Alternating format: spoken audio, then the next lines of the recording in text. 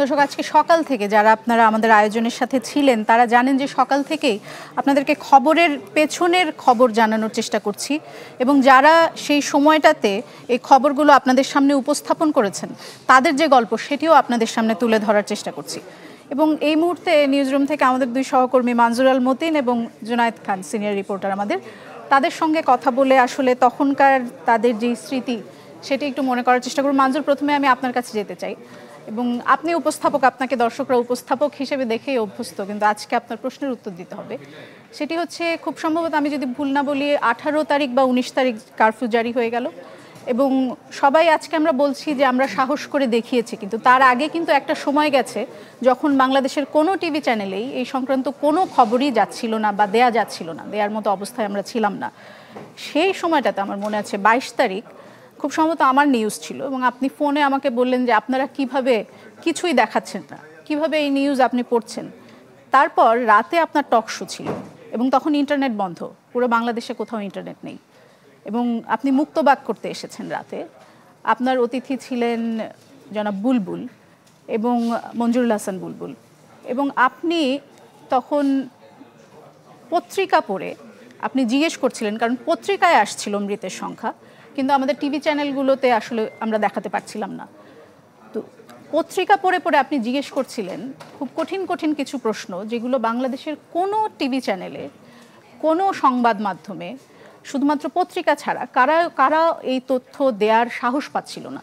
সেই কঠিন কঠিন প্রশ্নগুলো আপনি মঞ্জুরুল হাসান বুলবুলকে করছিলেন। আপনি বলছিলেন যে কেন এই বৈষম্য এই নাম্বারে, তাহলে কি পত্রিকা ভুল নাকি টিভি ভুল? আমার মনে আছে আমি টিভি সেটের সামনে আমার দম বন্ধ হয়ে আসছিল যে কিভাবে আপনি এটা বলার সাহস পাচ্ছিলেন, কারণ তখনও তো আমরা জানি না যে শেখ হাসিনা থাকবে না। আপনার মাথায় আসলে কি চলছিল মঞ্জুর? দেখেন, আপনার সাথে তো আমার একসাথে কাজ করা প্রায় 2 দশক হতে চললো, তাই না? আপনাকে কাজের ক্ষেত্রে আমি যে মুরব্বি ডাকি এটা বোধহয় অনেকে জানেন এখানে। আপনার মনে পড়বে 111-এর সময় সিএসবিতে আমরা একসাথে কাজ করতাম।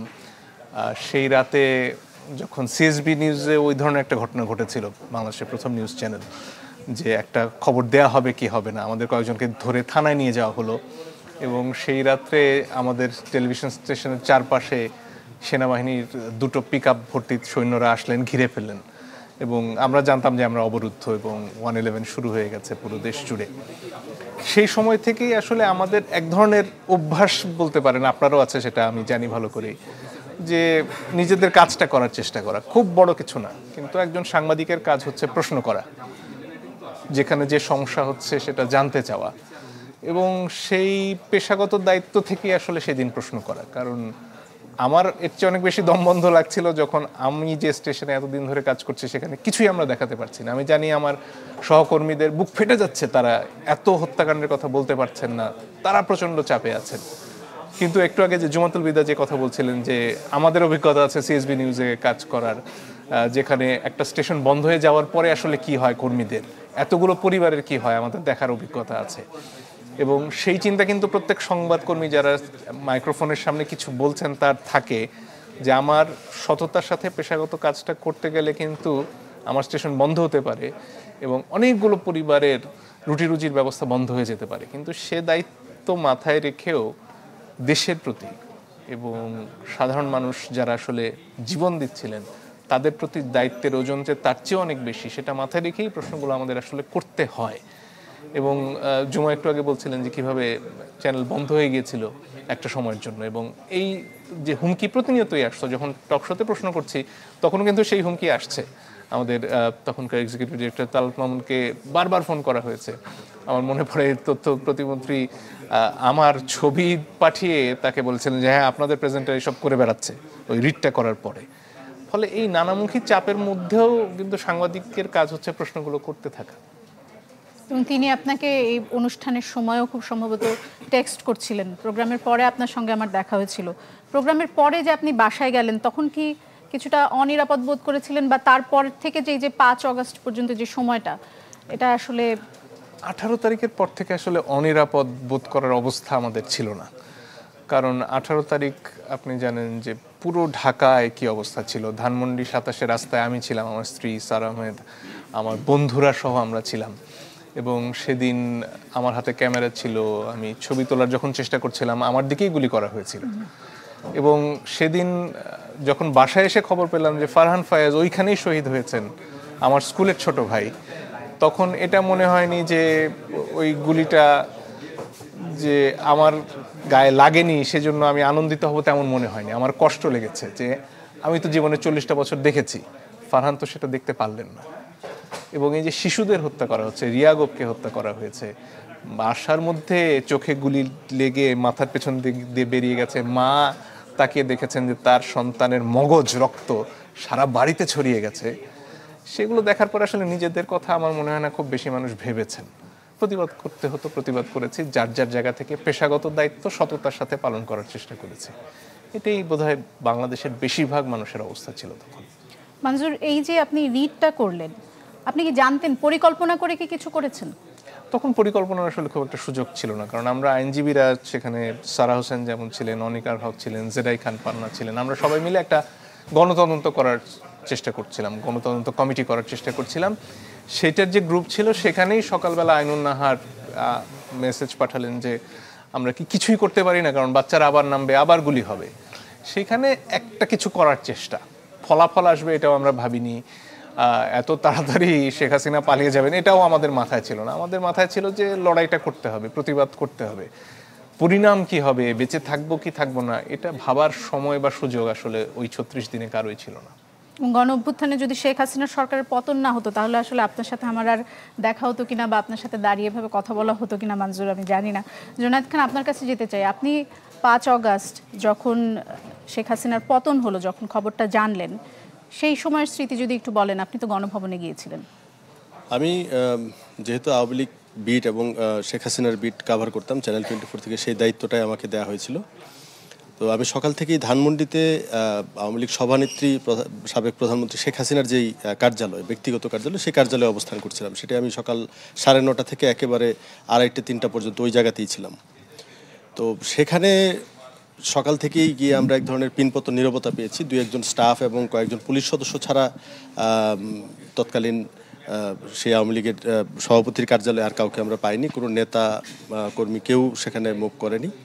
কয়েকজন নেতার সাথে কথা বলে সকাল 11টা 11:30টার দিকে, তখন খুব বৃষ্টি হচ্ছিল, বৃষ্টির মধ্যেই যে তারা আসবেন কিনা বা তারা কোনো কথা বলবেন কিনা, আমরা তো নর্মালি যেটি হয় তাদের কোনো বক্তব্য থাকলে সেটি নিয়ে চলে আসি। তো সেই চেষ্টাটাই করছিলাম যে বৃষ্টির আগে বা লাঞ্চের আগে অফিসে ফিরে যাওয়া যায় কিনা। 2-1 জনের সাথে কথা বলে আমরা আজ করতে পেরেছিলেন যে এরকম কিছু হতে পারে।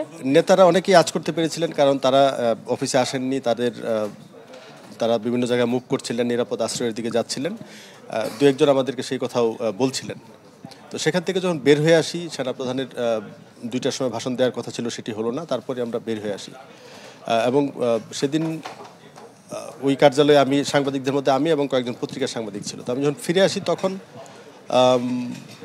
অফিস থেকে বলা হলো যে গণভবনের দিকে একটু যাওয়া যায় কিনা। আমার কাছেও খুব মানে মনে হলো যে না, ওদিকে একটু যাওয়া উচিত, কারণ একটু আগেই দেখলাম যে বিশাল ব্যারিকেড দেওয়া, সেই রাস্তা দিয়ে কাউকে হাঁটতে দেওয়া হচ্ছিল না। এখন গাড়িও চলছে, মানুষও যাচ্ছে।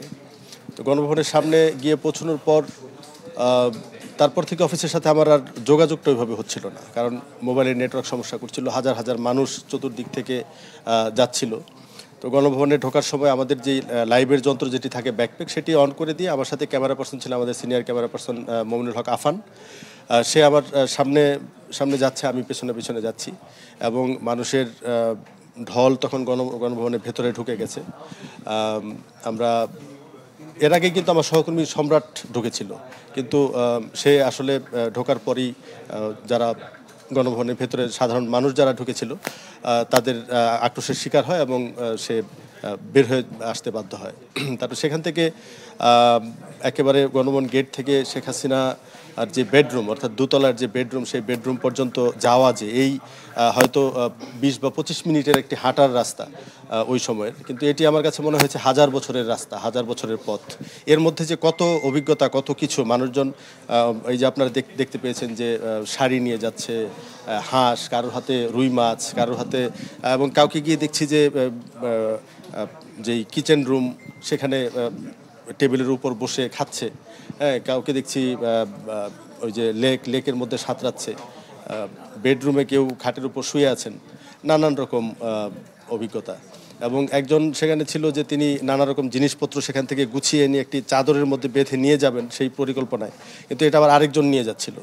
তো সেখানে দেখলাম দুজনের মধ্যে একটা অদ্ভুত সন্ধি হলো, বললো যে ভাই আপনি দাঁড়ান, আমরা সব নিয়ে এসে বাইরে গিয়ে ভাগাভাগি করব। যদিও পরে দুজনকে আবার সংসদ ভবনের সামনে মারামারি করতে দেখেছি। এখানে দোলার অনুমতি নিয়ে একটা প্রশ্ন করতে চাই, সেটা হচ্ছে জুনায়েদ, আপনি তো কাজের প্রয়োজনে বিভিন্ন সময় গণভবনে গেছেন, যখন আসলে সেখানে দোর্দণ্ড প্রতাপে এই স্বৈরাচারী সরকার তার কেন্দ্র সেটা হয়ে উঠেছিল। এই যে দুটো অবস্থার তফাৎ, আগের অবস্থার পরের অবস্থা, সেটা একটু আমাদের বর্ণনা করলে ভালো হয়। এটি আমাদের আসলে মনে হয় একটা বিরতিতে গিয়ে এই আলাপ ক্যামেরার বাইরে করতে হবে, কারণ প্রযোজক আমাকে জানাচ্ছেন যে আমার হাতে আর একদমই সময় নেই, খুব সম্ভবত আমার আবার নিউজে ফিরে যেতে হবে। আমরা আসবো আপনাদের কাছে। এখন আপাতত আমি আবার, দর্শক আপনারা শুনছিলেন যে নিউজ রুম থেকে আমাদের সঙ্গে মানজুর আল মতিন এবং জোনায়েদ খান এই দুজন যুক্ত হয়েছিলেন, এবং মানজুর আল মতিন তার অভিজ্ঞতা যেমন বলছিলেন, জোনায়েদ খান মূলত 5ই অগাস্টের যে অভিজ্ঞতা তার রিপোর্টার হিসেবে সেটি আমাদের সাথে বলছিলেন। আরও শুনতে পারলে ভালো হতো।